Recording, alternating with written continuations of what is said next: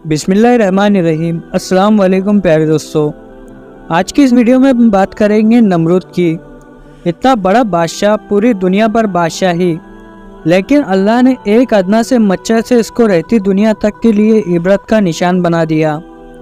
اس سبق آموز ویڈیو کو پورا ضرور دیکھیں، اور اگر پسند آئے تو کمنٹ میں اللہ اکبر لکھ کر ہمارے چینل کو سبسکرائب کر دے۔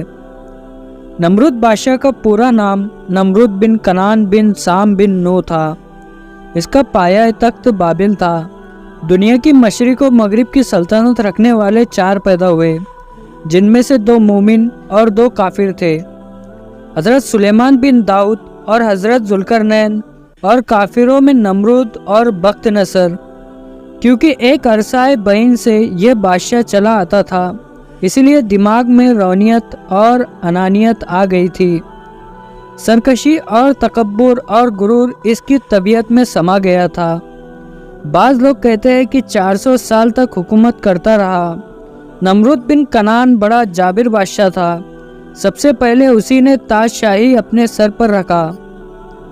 اس سے پہلے کسی بادشاہ نے تاج نہیں پہنا تھا۔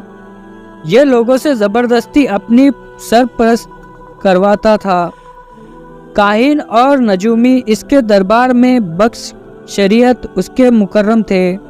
نمرود نے ایک رات یہ خواب دیکھا کہ ایک ستارہ نکلا اور اس کی روشنی میں چاند، سورج وغیرہ سارے ستارے بے نور ہو کر رہ گئے۔ کاہنوں اور نجومیوں نے اس خواب کی یہ تعبیر دی کہ ایک فرزند ایسا ہوگا جو تیری بادشاہی کے زوال کا باعث ہوگا۔ یہ سن کر نمرود بے حد پریشان ہو گیا، اور اس نے یہ حکم دے دیا کہ میرے شہر میں جو بچہ پیدا ہو وہ قتل کر دیا جائے، اور مرد عورتوں سے جدا رہے۔ چنانچہ ہزاروں بچے قتل کر دیے گئے، مگر تقدیر الہی کو کون ٹال سکتا ہے۔ اسی دوران حضرت ابراہیم علیہ السلام پیدا ہو گئے، اور بادشاہ کے خوف سے ان کی والدہ نے شہر سے دور پہاڑ کی ایک غار میں ان کو چھپا دیا۔ اسی غار میں چھپ کر ان کی والدہ روزانہ دودھ پلایا کرتی تھی۔ بعض مفسرین کا قول ہے کہ 7 برس کی عمر تک، اور بعض نے تحریر فرمایا کہ 17 برس تک آپ اسی غار میں پرورش پاتے رہے۔ نمرود نے اپنی سلطنت بھر میں یہ قانون نافذ کر دیا کہ اس نے خوراک کی تمام چیزوں کو اپنی طویل میں لے لیا تھا۔ یہ صرف انہی لوگوں کو خوراک کا سامان دیا کرتا تھا جو لوگ اس کی خدائی کو تسلیم کرتے تھے۔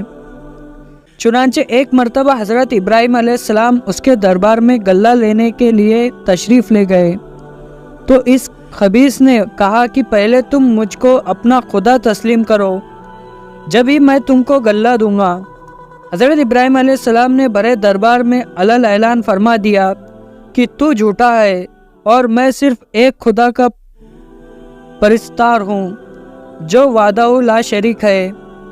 یہ سن کر نمرود آپے سے باہر ہو گیا، اور آپ کو دربار سے نکال دیا، اور ایک دانہ بھی نہیں دیا۔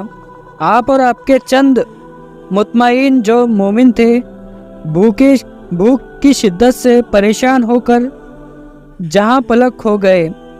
اس وقت آپ ایک تھیلا لے کر ایک ٹیلے کے پاس تشریف لے گئے، اور تھیلے میں ریت بھر کر لائے، اور خداوند سے دعا مانگی تو وہ ریت آٹا بن گئی، اور آپ نے اس کو اپنے متبعین کو کھلایا اور خود بھی کھایا۔ پھر نمرود کی دشمنی اس حد تک بڑھ گئی کہ اس نے آپ کو آگ میں ڈلوا دیا، مگر وہ آگ آپ پر گلزار بن گئی، اور آپ سلامتی کے ساتھ اس آگ سے باہر نکل آئے، اور علل اعلان نمرود کو جھوٹا کہہ کر خدا وحدہ لا شریک کی توحید کا چرچا کرنے لگے۔ نمرود نے آپ کے کلمہ حق سے تنگ آ کر ایک دن آپ کو اپنے دربار میں بلایا، اور حزب ذیل مقابلہ یعنی کہ مناظرہ شروع کر دیا۔ نمرود بولا، اے ابراہیم علیہ السلام، بتاؤ تمہارا رب کون ہے جس کی عبادت کی تم لوگوں کو دعوت دے رہے ہو؟ حضرت ابراہیم علیہ السلام نے کہا کہ نمرود، میرا رب وہی ہے جو لوگوں کو زندہ کرتا ہے اور مارتا ہے۔ نمرود بولا یہ تو میں بھی کر سکتا ہوں۔ چنانچہ اس وقت اس نے 2 قیدیوں کو جیل سے کھانے سے دربار میں بلایا۔ ایک کو موت کی سزا ہو چکی تھی اور دوسرا رہا ہو چکا تھا۔ نمرود نے پھانسی پانے والے کو تو چھوڑ دیا اور بے قصور کو پھانسی دے دی اور بولا کہ دیکھ لو، جو مردہ تھا میں نے اس کو زندہ کر دیا اور جو زندہ تھا میں نے اس کو مردہ کر دیا۔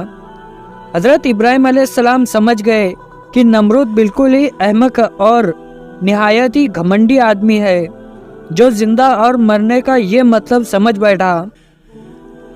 اسی لیے آپ نے اس کے سامنے ایک دوسری بہت ہی واجب اور روشن دلیل پیش فرمائی۔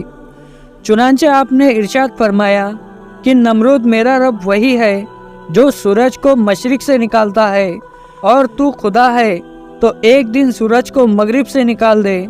حضرت ابراہیم علیہ السلام کی یہ دلیل سن کر نمرود حیران رہ گیا اور کچھ بھی نہ بول سکا۔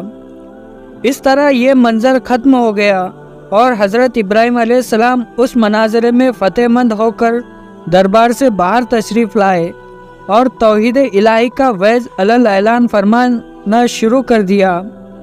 قرآن مجید نے اس مناظرے کی روح داد ان لفظوں میں بیان فرمائی کہ جس کا ترجمہ ہے کہ اے محبوب، کیا تم نے نہ دیکھا اسے جو ابراہیم سے جھگڑا اس کے رب کے بارے میں، اس پر کہ اللہ نے اسے بادشاہی دی، جبکہ ابراہیم نے کہا کہ میرا رب وہ ہے جو جلاتا اور مارتا ہے۔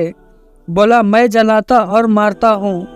ابراہیم علیہ السلام نے فرمایا تو اللہ سورج کو لاتا ہے پورب سے، تو اس کو پشچم سے لے آؤ۔ ہوش اڑ گئے اس کافر کے، اور اللہ راہ نہیں دکھاتا ظالموں کو۔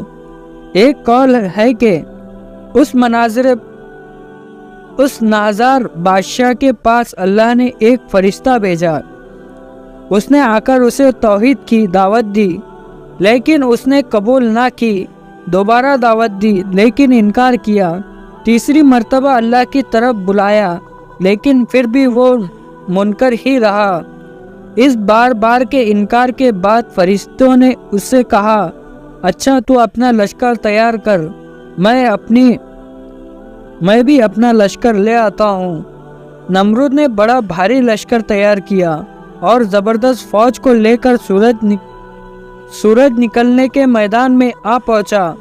ادھر اللہ تعالیٰ نے مچھروں کا ایک دروازہ کھول دیا۔ بڑے بڑے مچھر اس کثرت سے آئے کہ لوگوں کو سورج بھی نظر نہ آتا تھا۔ اللہ کی یہ فوج نمرود پر گری اور تھوڑی دیر میں ان کا خون تو کیا، ان کا گوشت پوست سب کھا گئے اور سارے کے سارے وہی ہلاک ہو گئے۔ ہڈیوں کا ڈھانچہ باقی رہ گیا۔ انہی مچھروں میں سے ایک نمرود کے نتونے میں گھس گیا اور 400 سال تک اس کا دماغ چاٹتا رہا۔ ایسے عذاب میں وہ رہا کہ اس سے موت ہزاروں درجے بہتر تھی۔ اپنا سر دیواروں پر پتھروں پر مارتا پھرتا تھا، ہتھوڑوں سے کھجلاتا تھا اور اپنے سر پر جوتے مرواتا تھا تاکہ کچھ دیر اس کو چین آ جائے۔ یوں ہی رنگ رنگ کر بدنصیب نے ہلاکت پائی۔ آخر میں اللہ سے دعا ہے کہ اللہ ہمیں نیک عمل کرنے اور برائی سے بچنے اور بچانے کی توفیق عطا فرمائے۔ آمین یا رب العالمین۔ آج کے اس ویڈیو میں تھا بس اتنا ہی۔ ایسے ہی اسلامی ویڈیو دیکھنے کے لیے زبیر 47 چینل کو سبسکرائب کر دے اور ساتھ میں موجود بیل آئیکن کو دبا کر آل پر کلک کر دے۔ شکریہ۔ السلام علیکم۔